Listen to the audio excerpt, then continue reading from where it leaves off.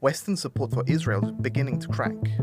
Countries like Canada, France, the UK, Malta and Portugal plan to back Palestinian statehood at the UN General Assembly this September. Israel does not recognize the sovereignty, the borders, the dignity of nations that are already internationally recognized, like Lebanon, of Syria, of Iran. So why would it change the dynamics, the power dynamics at play here, if Palestinian statehood was recognized? Because Israel would still transgress the borders, still bomb the people, still treat them with deep severity. It's just, all it does is symbolic opposition to Israel, without really calling out the fundamental cause of the issue.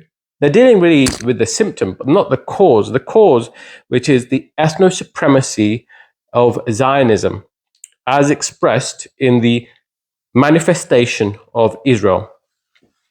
Well, if they really wanted to deal with the issue at hand, the cause of the ethno-supremacy, the starvation of the people, the brutal treatment of the Palestinian, then they would essentially look at Zionism and how it operates, and actions at the very least. They would place a blockade, in the best way possible.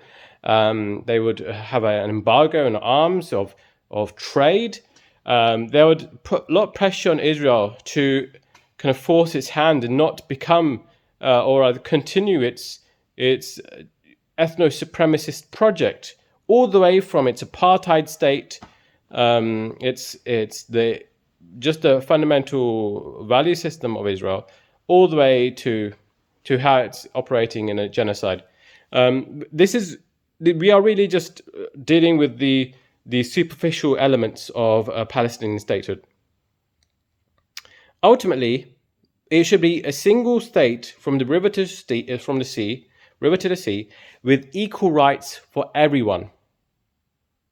Now, an emphasis has to be on the people who've been living for a while, not just people who've just moved in last week, but essentially, it's not really the only thing that is feasible right now. It's not two-state solution, because that is continuing the problem of Zionism. The Zionism, it still operates as an ethno-state, and in the future, even if things cool down and you have a leader who isn't so far right, in the future it could the pendulum could swing back to the far right, and we come back to the same issue again. So what we're really dealing with, what these leaders are doing, are they're just really looking at the very superficial element of the PR campaign regarding how people perceive Israel, and they are offering a very symbolic opposition to Israel, in the hopes of these politicians, and it's very cynical, pessimistic kind of like tactic to try and gain votes, to try and gain sympathy from the and to be seen as on the same page as everyone in the general population, and therefore continue their political campaigns, their political careers. It should be obvious what is going on here. That it's not so much UK, France, Malta, all these nations recognizing Palestine as a state. The governments that are are in power in these nations, they may be facing some deep opposition in their nation from the right, from the left, and they are using the most opportunistic ways to gain more power in their nations, because they're not really dealing with the issue of Zionism. In 1975 or 1985, it was recognized by the United Nations that Zionism is a form of racist discrimination, and nobody, in the mainstream, or rather, in most of the powerful nations of the West, is declaring Zionism as a racist system. And we need to understand that it is fundamentally racist. Everything that it does from its inception, everything from for what it does day to day, the fact that it lies after it commits atrocities is part of this whole problem of ethnic supremacy. Because if you do not believe that the people you are bombing are equal to you, then it's okay to lie about their death and destruction, because for you, your main concern is about protecting your image, your PR. And so they will readily do the dirty work, but then cover it up with a PR campaign, with lies, with constantly reinforcing this.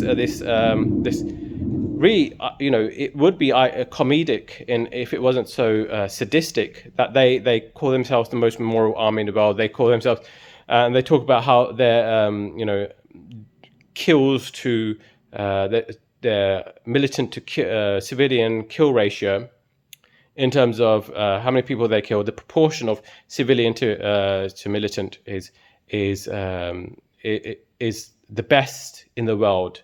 Like, for every militant that they kill, they only kill one or two other civilians, which is absolutely lies. Let's say something like in a population of 2 million people in Gaza, let's say something like 10,000 are militant, which is it's probably an overstatement. 10,000 militant. Let's say 20,000.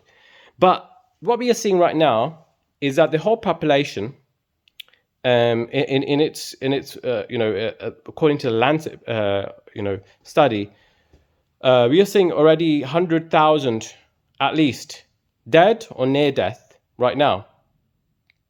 But in addition to that, the fact that we are in a stage 5 famine kind of increases that number multifold, where we are seeing 600,000 people at risk of imminent death. So you add the the numbers all together, and you're seeing at least half the population at the risk of death or already dead.